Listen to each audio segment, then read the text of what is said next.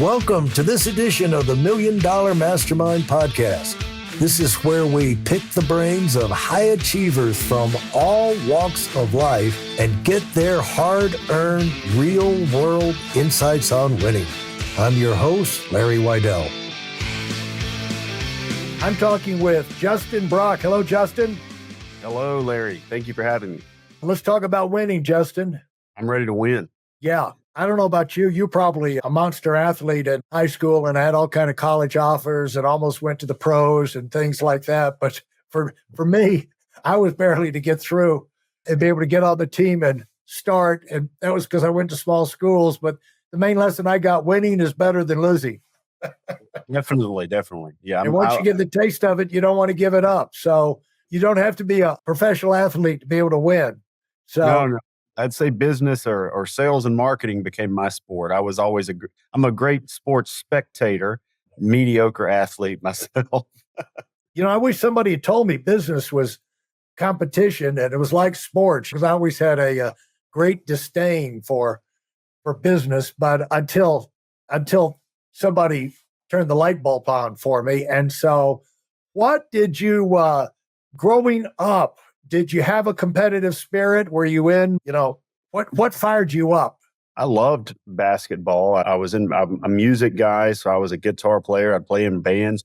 I wouldn't say I was really that competitive. Honestly, I did go into the Marine Corps when I was 18, but I was just kind of searching for, I would say, purpose or adventure or something like that. But I wasn't, I tell people this all the time, is actually getting into direct-to-consumer sales initially and realizing for the first time ever that the harder that I worked, the more I was rewarded. That kind of woke up my competitive spirit a little bit. So I was in my mid-20s before I really feel like I got competitive. Yeah. And so what did you get in terms of fundamentals and forming who you are before that? What did you get from school and the military and things like that? Yeah. So I would say school, I don't feel like I got a whole lot out of school. I went to small schools too. I mean, rural Mississippi, we don't want to speak poorly to any of them, but it's the rite of passage. You got to do something with that time while you're figuring things out. But the military, I definitely did learn some things in the military. You were held to a high standard. So attention to detail was a big thing that I think I picked up in the military. The importance of truly looking at details that wouldn't have mattered to me, and I didn't think they mattered, and being held under the microscope there, being professional and the customs and courtesies of it, and then just kind of being held to a career path where you can't leave, because up until that point, every job I would get, I'd go into a job, I'd do a great job, but then I'd just kind of hop around, and if there was something holding, like if I wanted to do something, like I remember one time I was working at Lowe's before I went to the Marine Corps, I wanted to go to a music festival and they wouldn't let me off. So I quit. And, because it was like, why? This is Lowe's. I don't plan on making a career out of this. I'm not going to let it stand in the way of what I want to do. But the Marine Corps, you couldn't do that, right? That was the first time for a long period of time that they locked you in and you had to stay focused. And so I think in that process of staying focused, I did find I've always been the way where when I worked, I enjoyed working. I never had a job that I didn't enjoy to some degree. You'd find that kind of locked in. I remember bussing tables and I was like, I want to be the best guy bussing tables. So I wanted to do good, but I never felt the true reward until I got out of the Marine Corps and started in sales. It was just like, wow, okay, now when I work hard, like it comes back to me, not to someone else, right? It was me that benefited the most. And so it awoke a different side in my brain. It kind of woke it up, I feel like. Well, we send kids to college and they come back with these $100,000 debts and some piece of paper, can't get a job, and they never really learn to work. They never really learn. One of the big lies about hidden things about education is not only is everybody in there teaching ultra liberal indoctrination to the poor kids who go to college, and they don't really realize it. It's like me. I listened to NPR radio for years, and this is great. And then I finally realized, this is like coming out of Moscow. I mean, they're so liberal, Yeah. No offense, guys. No. Hey, but you can get indoctrinated. You don't even know what's happening. And then you come with a big, But the big education at some point about your life is like, listen, son, you got to be responsible. If things are going to be, it's up to you. And nobody cares about your whining. We all got things to whine about. And Yeah. billionaires you're- cry too because they got bigger problems than you, but they do something about it. That's right. And you get to the point where, are we competing for the top sob story? Because there's always going to be somebody that's more of a victim of their circumstance than I am. My life wasn't perfect, but it certainly wasn't the worst life. And most of the people that I see that are trying to play that pity card didn't have the worst life. They're paraphrasing like these things. And it's like, yeah, buddy, that's what everybody has to go through. Oh, your parents were hard to get along with. So what? You grow the hell up, and what are you going to do about it? Yeah, that's welcome to life. And so the thing is that a lot of times it's the serious things, the big things that happen that kind of, it's almost like branding. It's almost like branding cattle. You have a brand on you. And a lot of our early searing experiences kind of brand us for life. And at the time it hurts like crazy, but you don't know that's setting you up for success. When you got in, I'm sure all the kids getting off the bus going to Marine boot camp, you were in the Marines, right? Yes, sir. Yeah. So how long or how deep in before you got your wake up call, and what do you remember how it came to you? Yes. So it came in. I thought the wake up call was when we got off the bus. It's a Paris Island. You get off the bus, you stand on the yellow footprints, and they come out and they're yelling at you and all that. And that's what they show in the documentaries. But then you enter this thing called forming days. And the first 3 days are forming days. And in those days, they're getting you vaccinations. They're doing your medical records. They're basically doing all that stuff so that they can really pass you into boot camp. And then you get your real drill instructors. And so after those forming days, you have this time where you've just done your initial strength test. So you're going and you've ran and you've done pull-ups, you've done that, and you come back in your PT clothes and they sit you on the quarterdeck, and everybody's supposed to sit on the quarterdeck. And in comes this guy you've never seen before, is the senior drill instructor. And he is giving a speech, and it's the same speech for every one of them. And then they bring in these guys called the kill hats and the drill hats. And my experience was they were beet red and profusely sweating and looked like they had just pounded energy drinks and steroids. And once he turned them loose and they started, that was the point that I was like, oh shit, what have I done? And at 18, it's different now. When I'm 36 now. 36 going through it would be different because you're just a different phase. But when you're 18, you're a kid. And when and that's why they want you to be young, because honestly, it's easier for them to train you at a blank slate than when they get. So like we had a couple of guys get kicked out when I was in boot camp. It was mostly the guys that were like 25, 26, 27. So they were stuck in this bad pattern, right?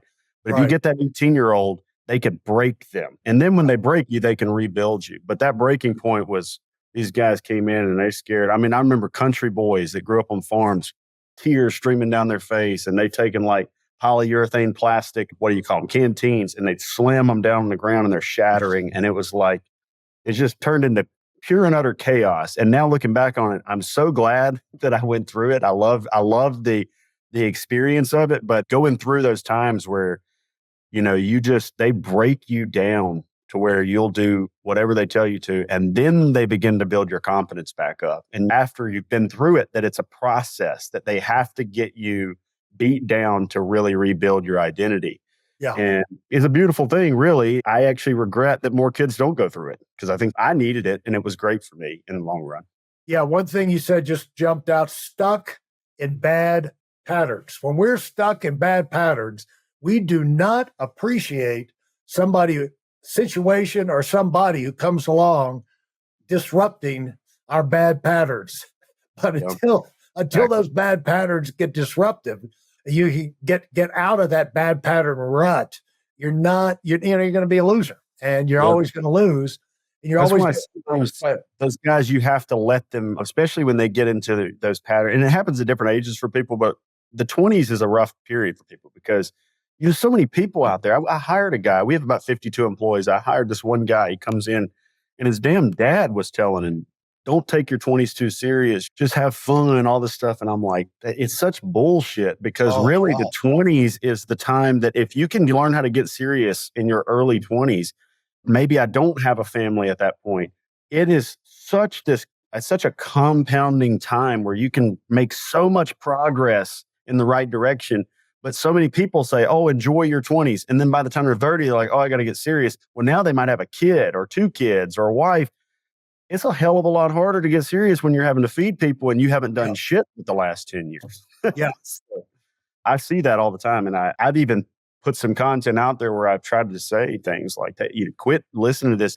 Go make some money. Yeah. It doesn't mean necessarily be rich, but get your baseline covered. Enjoy your 40s and your 50s and your 60s. 20s and 30s for me is like, get your ducks in a row. Take care of your lives. Make something happen because you got energy and enjoy those other times, and hell, nobody listens though. Right. Yeah. You can have a few years of good times in your 20s, or you can compress timeframes, put some good hard work together and have decades of good times in your future. And they're better times because now you can afford to do things that you would never have been able to do in your early 20s.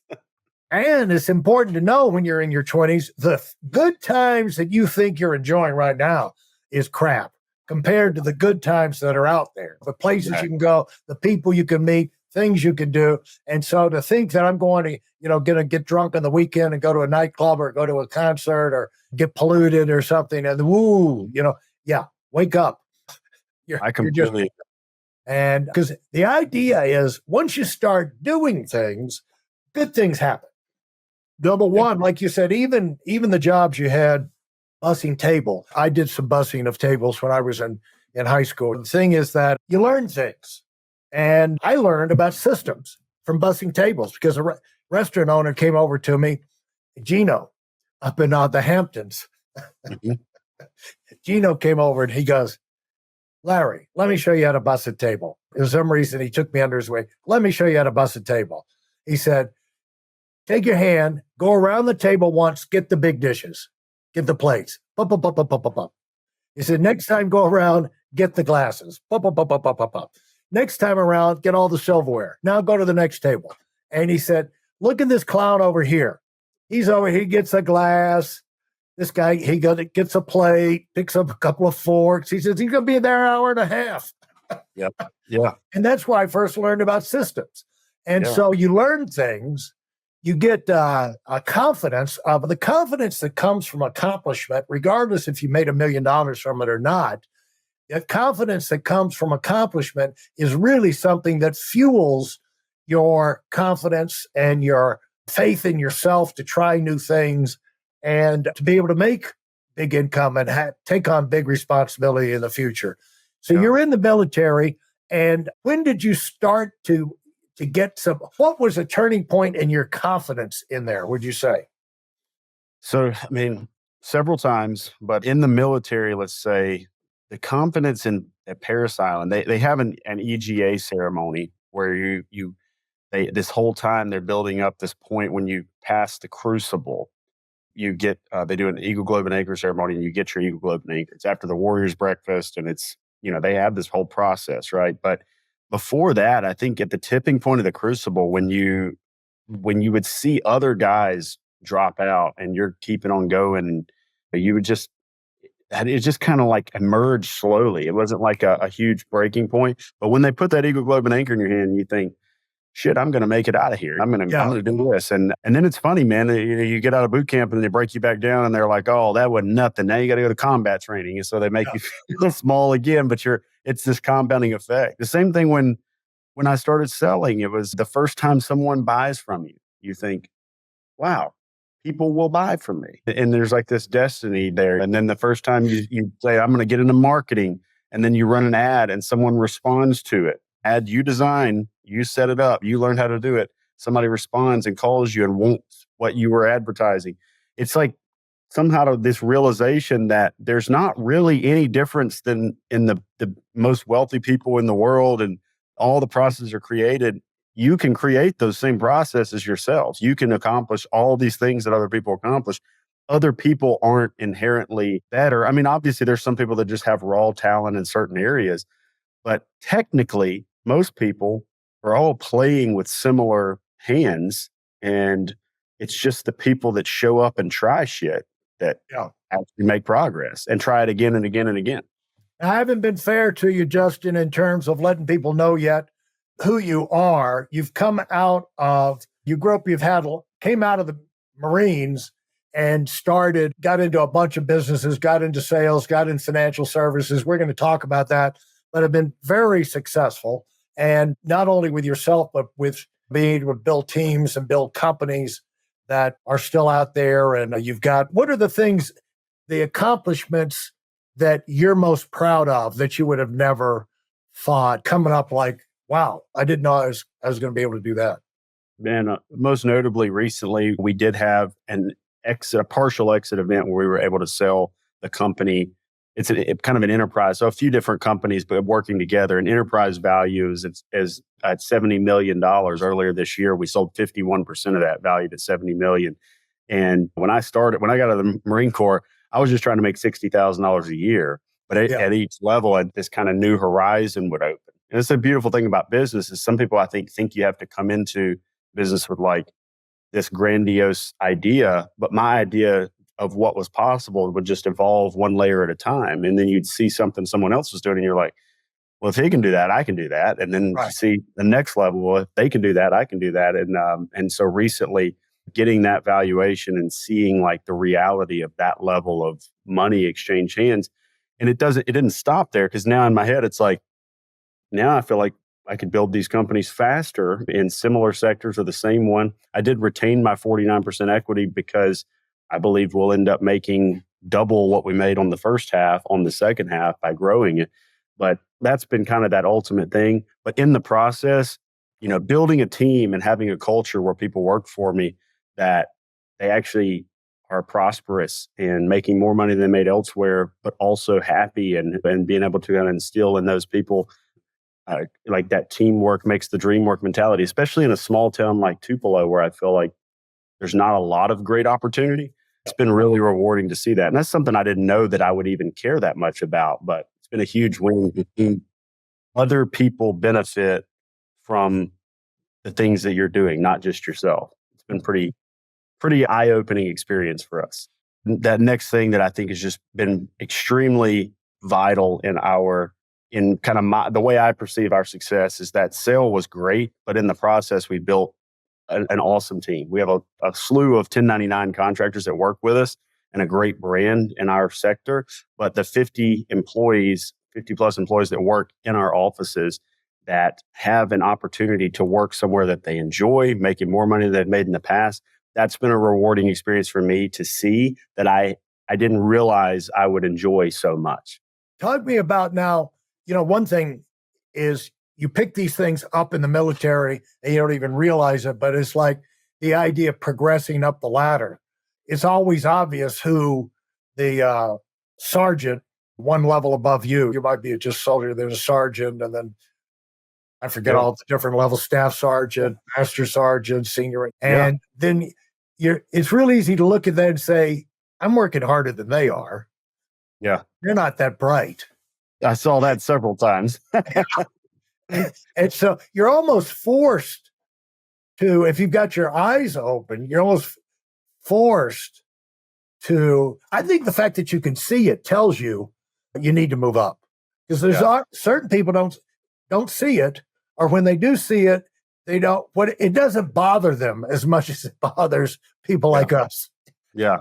So it's kind of like the military. We use the word like on our sales team, for instance, we gamify the sales. So there's always like scoreboards where it's like, if you see that John is in the call center and he's got 12 sales and you're Tucker and you've got 6 and you think, why the hell does John have more than me? He's an idiot.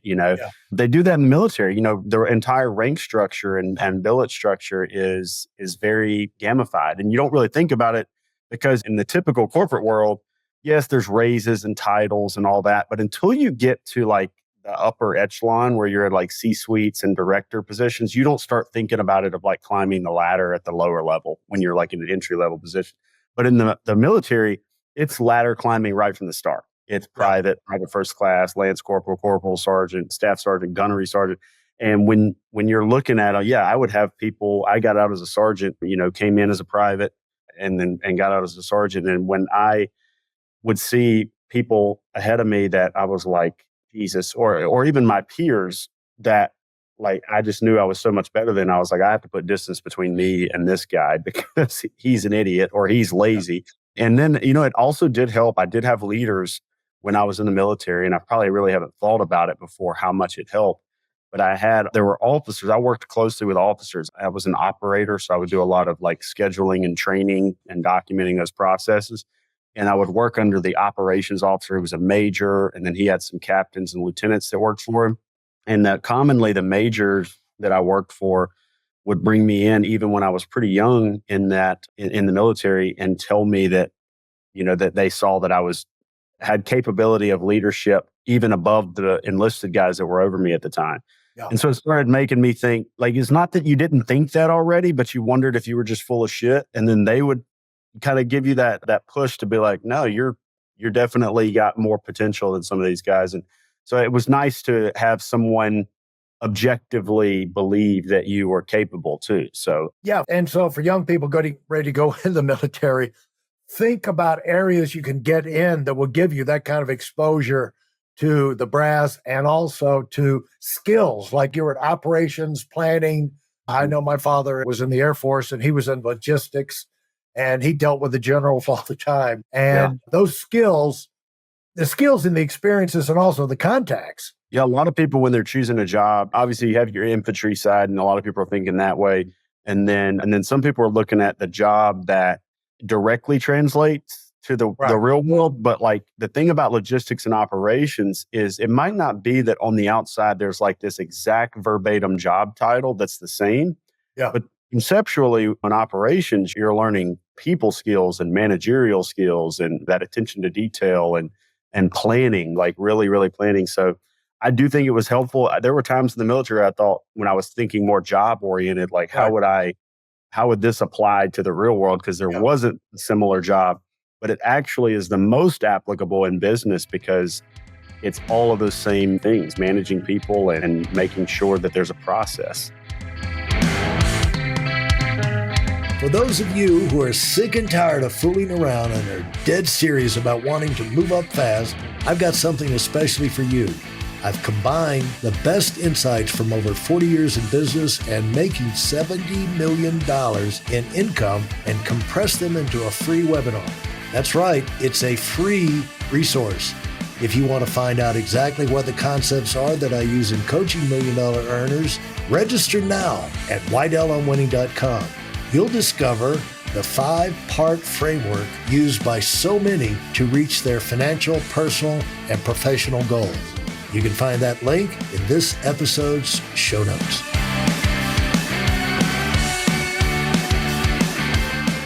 So when you got out, what appealed to you? Were you just looking for an income, and how did you what was your first year like out of this military?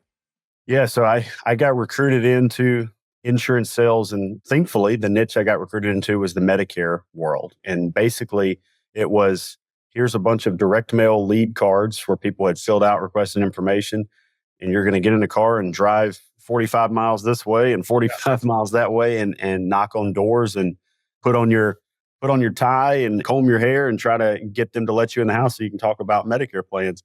And that year would have been rough. I would say by the typical standards, I was good at it, but I also knew like pretty quickly, I was like, there's got to be a better way than me, selling 3 or 4 policies a week, knocking on doors, getting yelled at sometimes. And some people were very nice. It wasn't like I was going in and genuinely trying to figure out how I could help put them in a better place.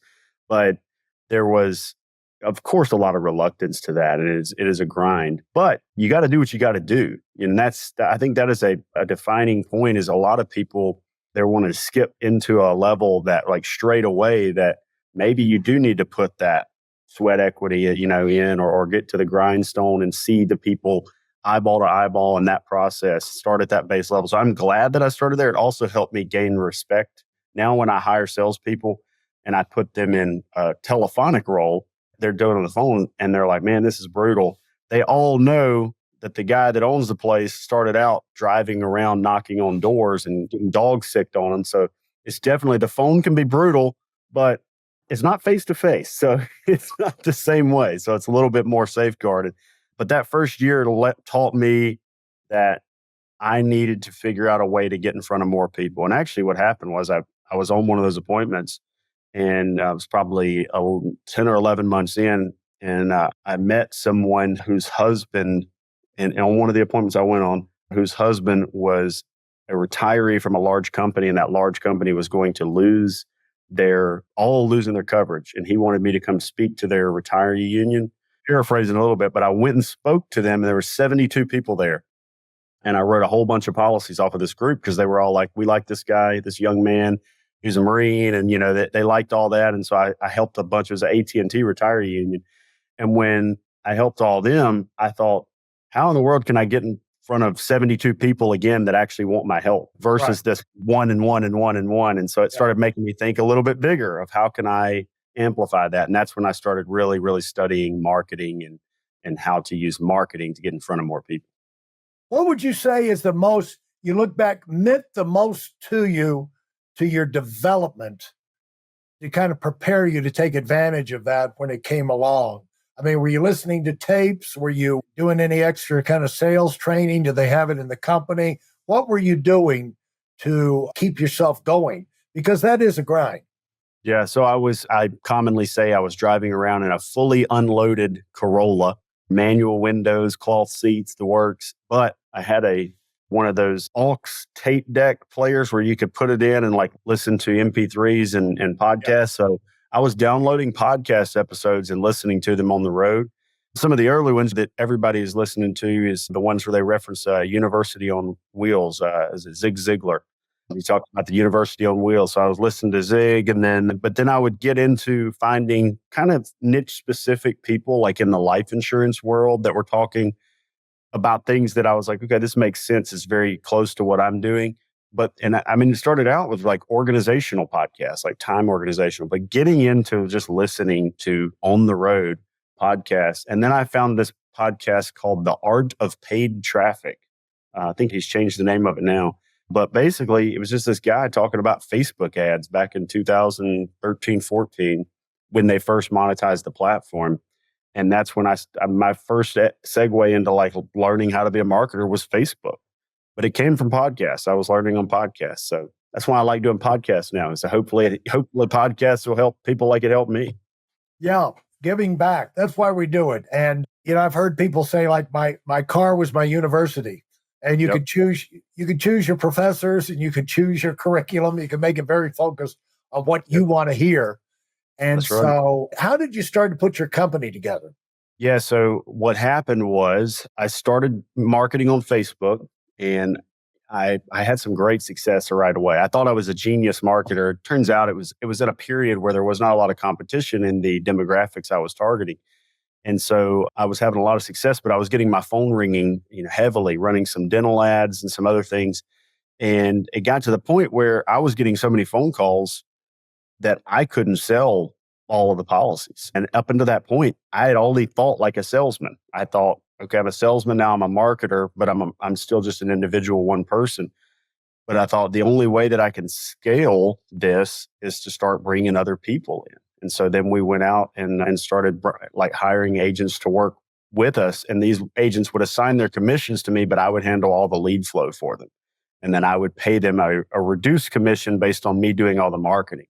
And then that kind of started to create that nucleus of that structure, and turned into a small agency. Probably a couple of years into that, we had 8 or 9 employees working out of an office. We opened up an office. It was like a 2,200 square foot little retail space where we had a couple of admin and the rest of us agents in there. And we were driving traffic to the office, mostly still through Facebook. We used some traditional media like television or direct mail, and it just started growing that way. And of course, the profit started to grow exponentially just by that compounding effect. That's kind of how it started. There have been some other nuances since then of like other verticals that we've gotten into, but really It just came from saying I could have either spent less money on ads and just kind of took what I get and made what I wanted, but I just wanted to keep growing. I just had this, I don't know where this came from, but now I always tell people, if you're not growing, you're dying. Your business can't just sit there and be stagnant. Like if you have to continue to let it grow. It's designed to grow. And so that's why I started hiring people. Well, a couple of points I'd like to pass on and to make for people listening, and they're wanting to move up. Maybe they're working inside of a corporation, but the idea is to learn what you can, do it as well as you can, but get your eye on moving up somewhere. You can move up in another company, keep learning, keep moving up, keep the pressure on in your career. Don't wait for things to come to you, because at every step that creates more possibilities for you. And so as you did, the staggering thing I'd like you to think about and comment on is probably hundreds and hundreds of thousands of young people come into the market every year, and they get a job in one area of sales or another, like you. I don't know if it's selling books or if they sell encyclopedias door to door anymore, pots and pans, however they're selling, but they're, you direct sales. And to go out there and direct sales, financial services, whatever, hundreds of thousands start. And we've all seen these offices where they have 40 to 50 new recruits every week. Yeah. Because they have to burn through them, because the failure rate is so high. They have. And so from that ocean, you emerge. Yeah. It's kind of staggering, isn't it? It is. So I think it's Napoleon Hill's book where they talk about the premise 3 feet from gold. Most people are thinking about sales as a short-term career. And there's a lot of people that have made a lot of money just as a salesperson. I know some guys that are recruiters or individual insurance salespeople that will make $1 million a year with no employees. And what they did is persisted. They stayed at it long enough. I mean, obviously, it's there's ways that you can make it happen faster than others. Of course, how aggressive am I? How many contacts am I making? How many relationships am I making? But to be frank, I know plenty of people that are not that great, but they're in it long enough and they're making $250,000, $300,000 a year. But when you think of sales as a short-term thing, it is not. When I first started, it was, if I wouldn't have had that big win 11 months in, I would have probably made $40,000 that year, $45,000, busting my ass. That right there probably put me a little bit further than that. That helped me out.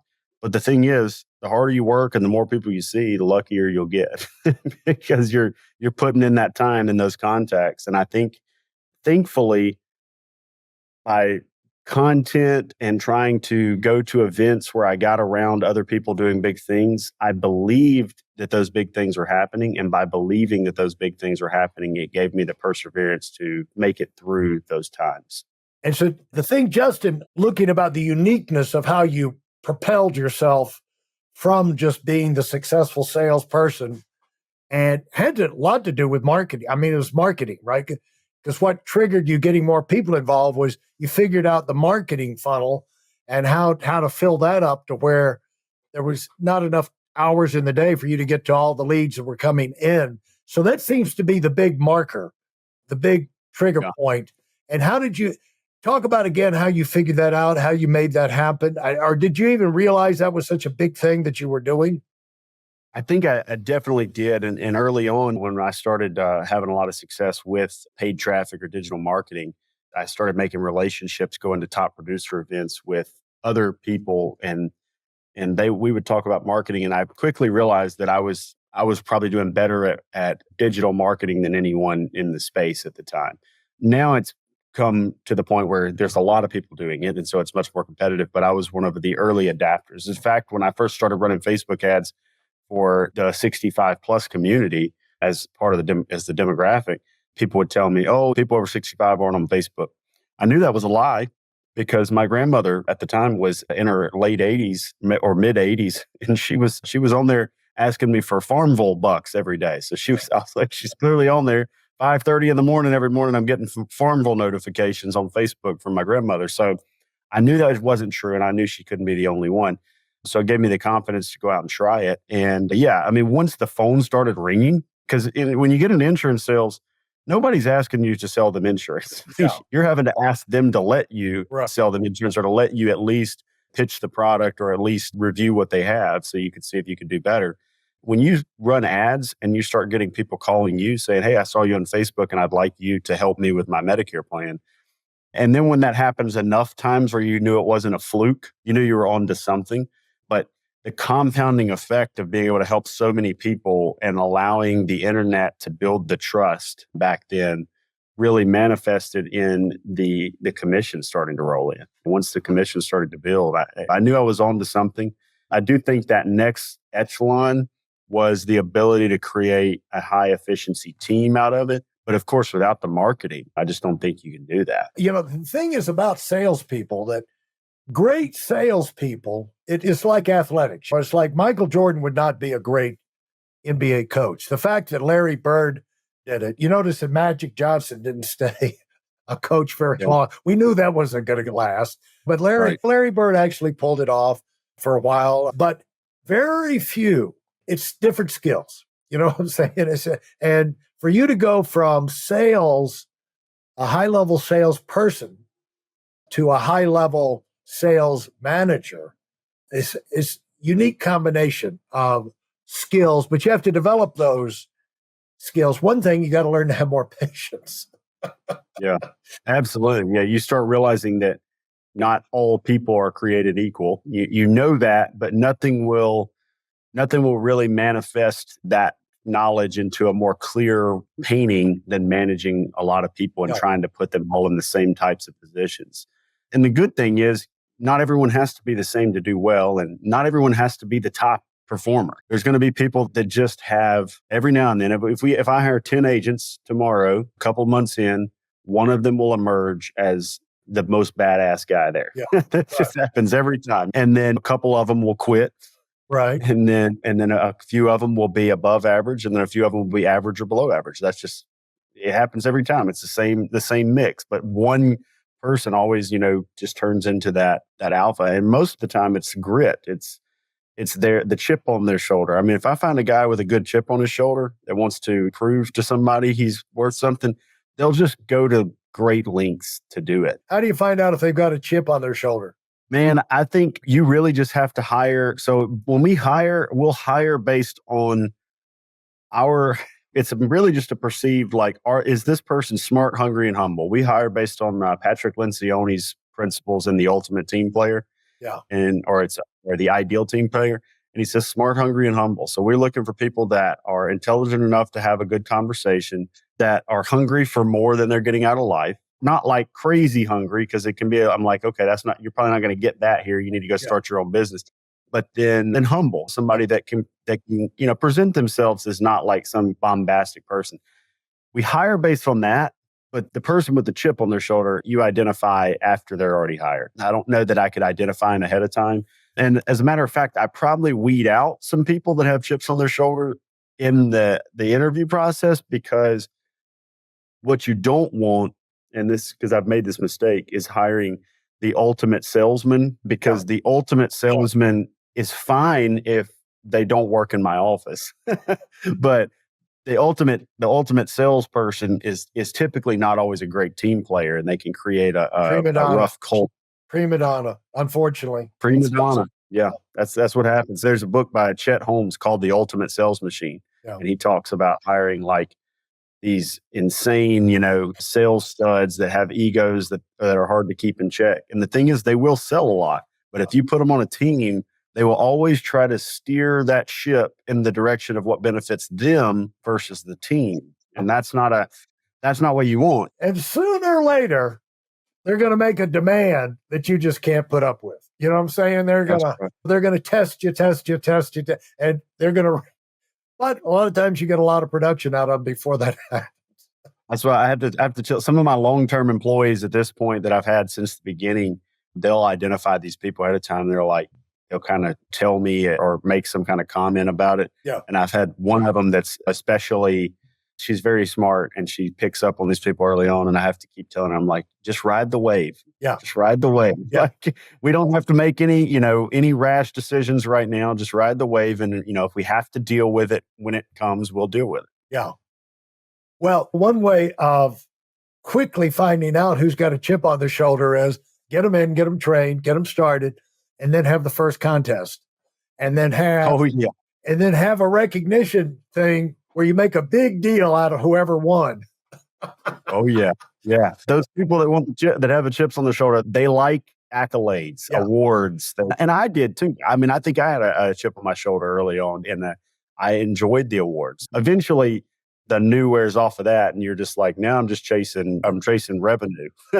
So you create, but what you can do is you wind up creating a chip on their shoulder towards producing.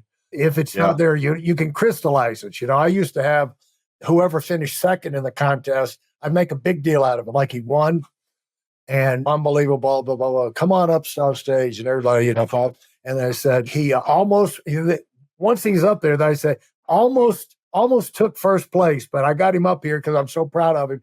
I want to let him help me introduce the guy who won. That's good. We need to start doing that. Yeah. I'm going to steal that. You could create some of that chip on the shoulder with recognition. That's how contests and all. You brought up Jordan earlier. I'm sure you've seen some of the footage from like the Last Dance documentary, where he talks about some of the stories that he would pretty much make up to create additional chips on his shoulder to give him that competitive edge. Always. Yeah. And what I love about that series was at the end, most people don't pay any attention at the end, but at the end, he addresses the people that are critical of him. He says, very quietly, calmly, he says, I know a lot of y'all think that I'm just mean and was too tough on my teammates. And, it didn't need to be that rough and everything. And he said, I know, and you feel that way, and that's fine. He said, I understand it. But he said, that's because you've never won anything. Yeah, that's right. I love that clip. Yeah, when he says, that's you because you've never won anything. Right. Yeah, I love it. But that's true. And so the thing is, folks, do you want to win anything or not? Yeah. Now, let's compress the time frames from when you started hiring people to when you made this sale. You had something big enough to actually sell. Mm-hmm. How long was that? So I took offers on the sale with it took about 5 years before people would buy it, but I just wasn't at the number that I wanted. And so it was really from the first hire to the day that we sold was about 8.5 years. Now, in the first few years, I wasn't even thinking about selling the business. I didn't even know what selling a business was. It was like a foreign concept to me at that point. But what happened was a few years in, a friend of mine that I had met on some top producer trips was a little bit further along with me, and he was out of Austin, Texas, and he sold his business.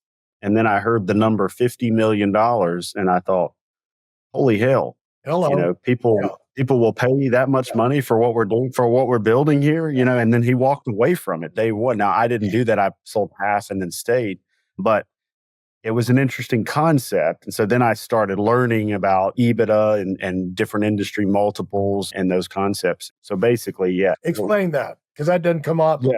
That doesn't come up that often on this. Yeah. So when I started looking at, when people price businesses, they're looking at earnings, and earnings is EBITDA, earnings before interest, taxes, depreciation, and amortization. And when you start looking at that, you can find out different industries have different multiples, and financial services actually can have really strong multiples depending, especially if they have renewal-based income. And so in ours, it's at the top, it's like 18x. So that's like the top platform companies. But, in the middle, we're talking about 10, 11x at where we were based on our size. So you start thinking you can basically, if you could get 10 years worth of your earnings for your business tomorrow, and earnings, is closely relative to net revenue, is a little bit different. But if you're like, let's say I netted $5 million last year, and somebody said, I'll give you 10 years worth of that tomorrow for your business. But then there's the concept of the fact that you're paying capital gains tax on that earnings too. So if you're at a 37% federal tax bracket, and capital gains is 20. So yes, you're getting 10 years worth of it, but you're also paying almost half the taxes So it's almost like you're getting an extra couple of years out of that tax break too. So it can get to the point where it's difficult to turn down. And now ego can enter the equation, because when you start building something great, you're thinking, I don't want to sell this. I'll build it bigger and bigger and bigger. But everybody has a point where they think, I better lock in some of the success for my family. Unless they have no family and their ego is all they're married to, then maybe they never sell. Right. But once you start getting those offers, it's difficult to turn some of them down. You made the statement that you got excited from learning the things you learned in this process. And you said one of the rationales for selling was, I see how this works now. And I see some other industries, some other places I could put this to work and maybe build it half the time. Talk about that. Yeah. So different businesses or different verticals or niches or whatever you want to call it, they all have different problems. Sometimes you have a problem with finding people. Sometimes you have a problem with marketing. Sometimes you have a problem with margins or inventory, or there's just different types of problems based on different niches. But once you understand that these problems can all be solved through technology and digital marketing and all these different concepts, then you could take the knowledge you learned in one vertical, and it might not be 100% applied to another, but let's call it 80, 90%. All I have to do is then go in and fill in those few gaps.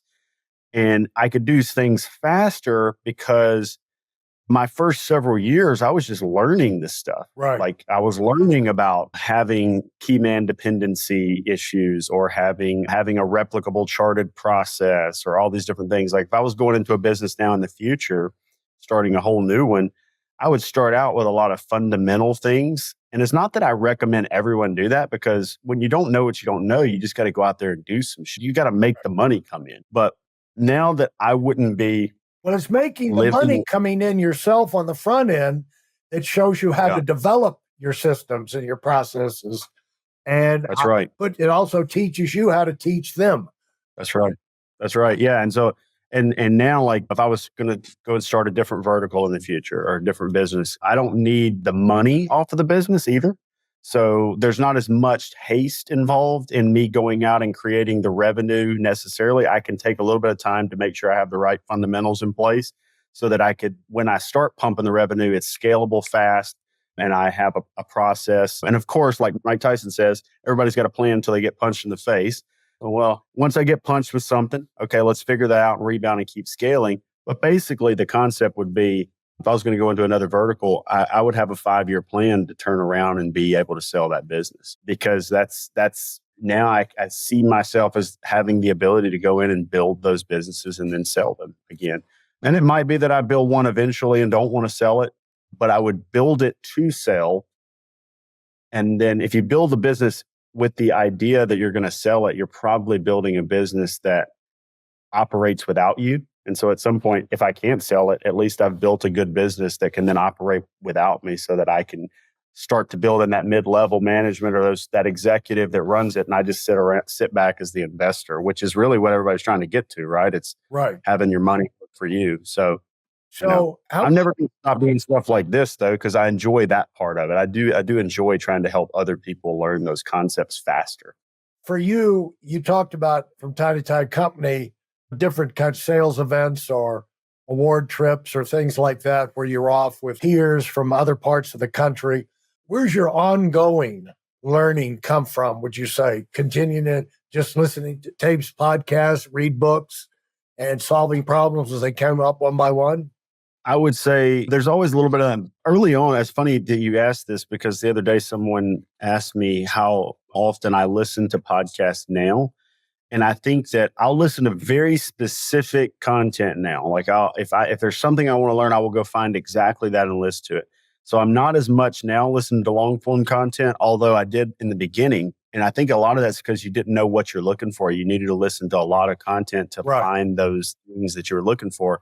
But then the next level for me, I think, was going to a lot of networking events. And look, I'll be the first to admit there's a lot of events that aren't great. But if you just understand that when you go to the event, it's not as much always about what's on stage or what they're selling.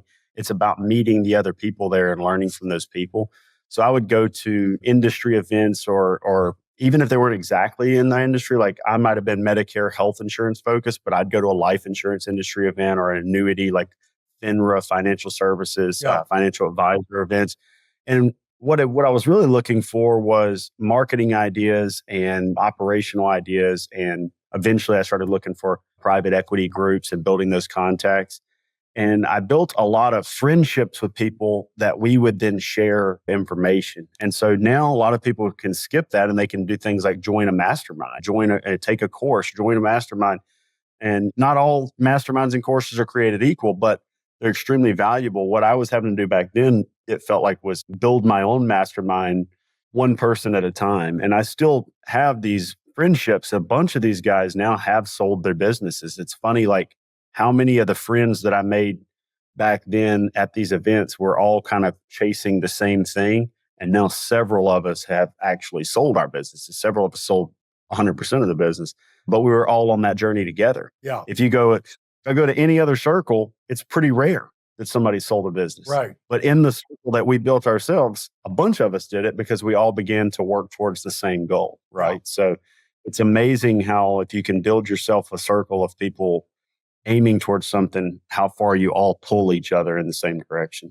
And I don't think on the way up, you realize how common an idea that is in all areas of life. Like for me, I bore quickly, so I'm interested in 1,000 things, and I've been involved in 1,000 things in my life.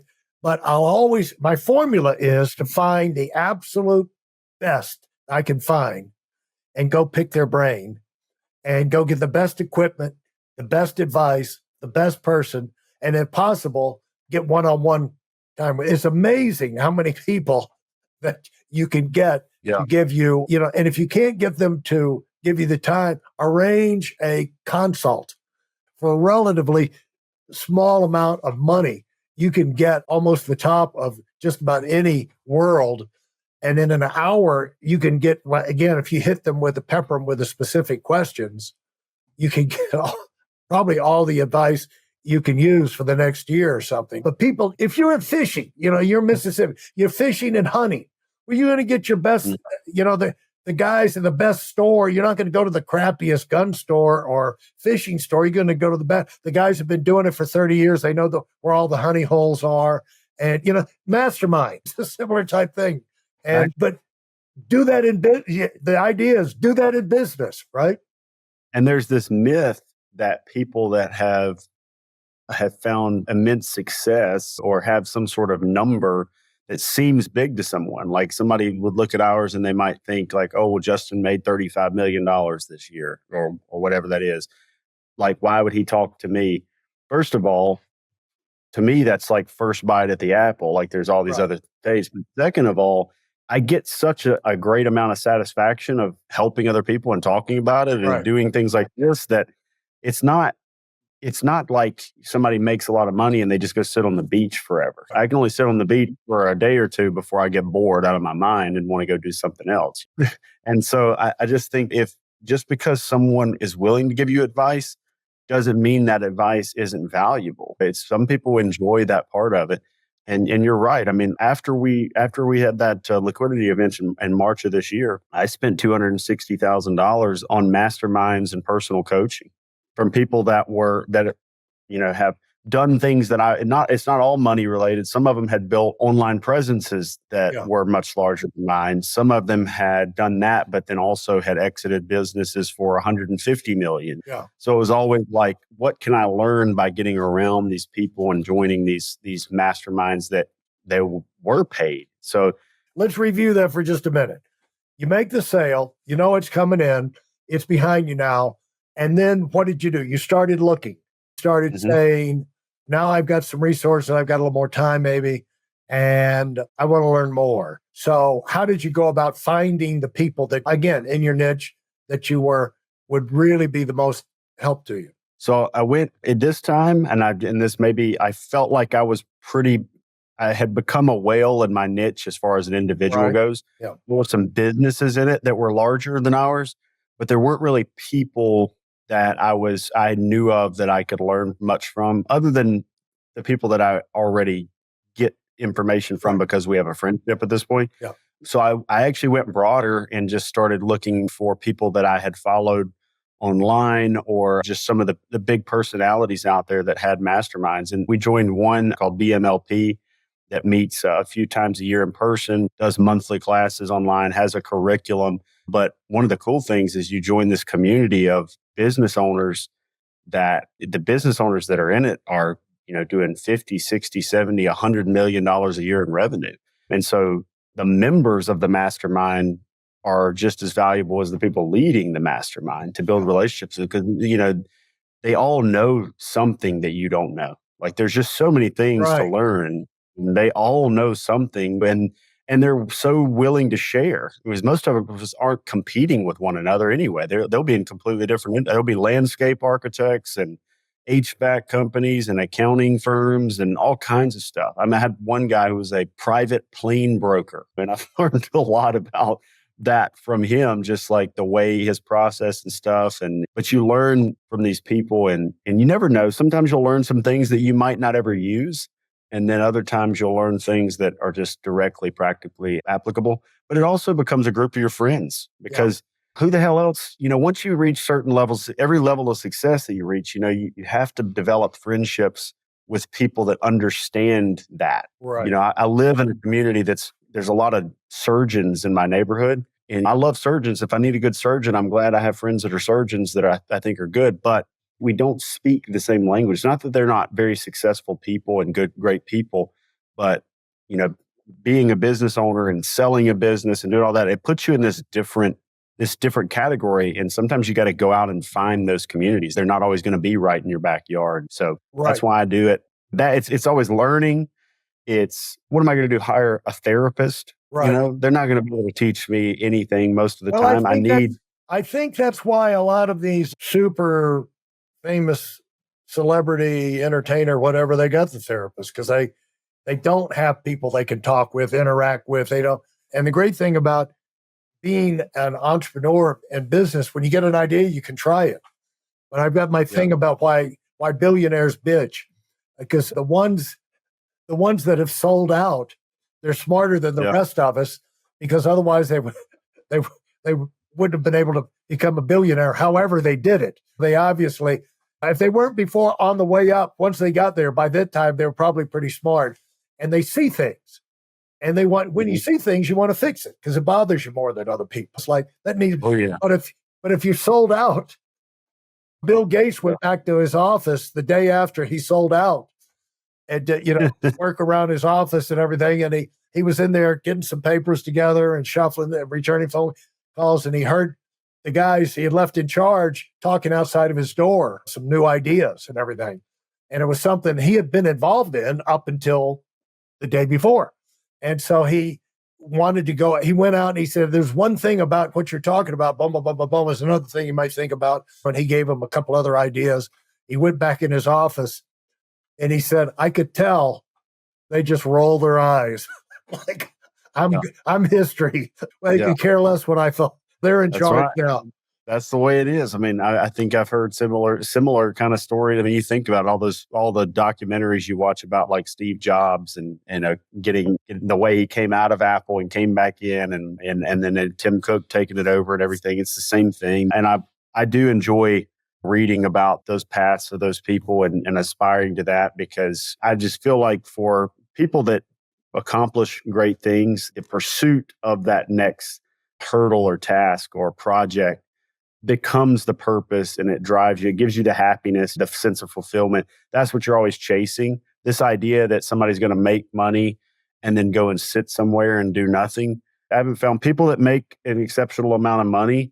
Typically, especially if they earned it and they built something to do it, they want to build the next thing or they want to do they need some kind of purpose or project. Even the billionaires you're talking about, a lot of times they start some kind of huge foundation like the Bill and Melinda Gates Foundation or so many of these presidents and things. Like they don't just go sit around and do nothing. Well, it's a thing about you need to give it. It's what you've done well with this, and I'm sure many other things, is you put yourself in position to continue to stay inspired. And because the easiest thing is to get bored and get into a rut and get bitter, or you just kind of a grind to a halt. Unfortunately, if you're in a leadership position, there's no way of stopping that from spreading to your organization. So you're darn well better make sure if you're in charge of something and people actually see you, hear your voice, look at your face, see your eyes, you darn well better be inspired about life and excited about what you're doing, because you're either going to inspire people or you're going to drag them down. And there's just no way to hide it. The saddest people say, well, I'm having trouble, not good right now, but, I'm keeping it. Nobody knows. It's like everybody knows. Everybody knows. Everybody always knows if there's something wrong. You know what I'm saying? And so keep doing things.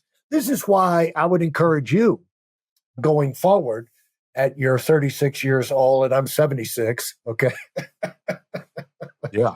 I would encourage you, follow your instincts and don't let yourself ever feel guilty for taking time to do whatever in the world it is you get in your mind that you want to do that you think would be fun. You think it would be a change, it'd be interesting, it would be fun. Whatever you think that is, do it. And you don't have to tell anybody, tell them if you want. But, if you get criticized for it, they just don't know what they're talking about. But the byproduct of whatever it is it renews you. And so keep trusting your instincts, because they've worked out pretty good so far. I'm telling you. And I think like even having conversations like this and just getting around people who can help. That's why I'm such a big believer in getting around the right people and digesting the right information, keeping yourself in a positive headspace, thinking about the future. And then there's so much good information out there and good, leaders out there that they can help you not have to go through the hurdles of the past. Because I can imagine like so many people in history that have dealt with things that now there's information on readily available on how to speed past that and get on to the next level without having to go through it in a more difficult way. So I appreciate that too, because there's times where it's like, I told my wife the other day, we could live anywhere right now. We can the way we run the business, the way we can do, like, why do I feel, you feel this inherent desire to be like, oh, I have to stay in this one location. I have to do these different things. But no, like we can go and experience anything in life. So why would we wait? Obviously, take care of my responsibilities, but we've built ourselves in a position where we can take care of those responsibilities while also living life to the fullest and doing it both at the same time. Right. So, right. And you're only limited by what you can figure out. The more you figure out, the more you can enjoy. And so you don't have to you don't have to be limited. And congratulations on your accomplishments. I think that it's going to be fun to see what happens to you going forward, because you're getting exposed to more and more great ideas, and that should come out somewhere. That's going to, somewhere down the road, that's probably going to come out in some other kind of accomplishment where you're creating something, putting other great people to work, accomplishing other great things. And so proud of you, and appreciate you taking the time. I always give my guests a chance to give the last word. And so what would you say that you'd like people to walk away from this, that as a last thought? Yeah, well, just like you just said, you're only limited by what you can figure out. And so every step of the way, that so far, what I have been able to accomplish has been just kind of looking at the world 10 feet in front of me, and that horizon just keep going, outwards. So tackle that goal that's right in front of you. And in the process, don't be afraid to move that goal post further down the road, because I truly believe that progress towards something bigger than yourself over time is really what life's all about. It's not about X number of dollars or this award or that award. It's about figuring things out, helping other people. If you want to keep a little score with money and different things on the side, that is helpful, but make it about that process. And if you guys get a chance, you can check out some of my stuff on justinbrock.com. Okay. That's where they'll find it, right? justinbrock.com. Yes, hey, thanks so much, Justin. This has been great. Thank you, Larry. Thank you for listening to this episode of the Million Dollar Mastermind podcast. Commit to your personal and professional evolution with our free training video. It's designed not just as an educational session, but as a transformative journey for those bold enough to aim for the stars. This isn't just any webinar. It's a roadmap to achieving the extraordinary. It's tailored for those who dare to dream big, and yes, it is completely free. Join us in a network of ambitious professionals ready to take their careers to a new heights. Secure your spot now at weidelonwinning.com, and let's unlock your potential together. Thanks for being part of this community.